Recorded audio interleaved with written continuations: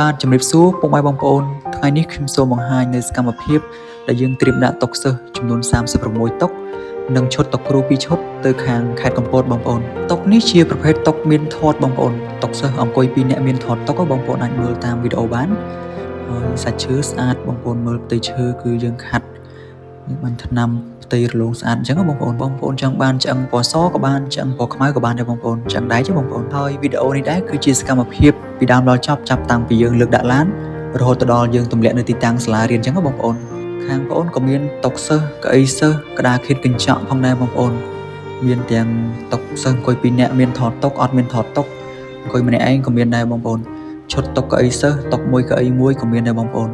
ឬក៏កៅអីនិស្សិតអាចបត់បានក៏មានដែរបងប្អូនបើបងប្អូនក៏ដូចជាលោកគ្រូអ្នកគ្រូមានតម្រូវការតុសិស្សកៅអីសិស្សឈុតតុគ្រូផ្សេងបងប្អូនអាចតាក់ទងតាមលេខទូរស័ព្ទ3ប្រព័ន្ធខាងលើឬឆាតមក Facebook Page ឬ Telegram របស់យើងខ្ញុំបាទសូមអរគុណសូមជម្រាបលា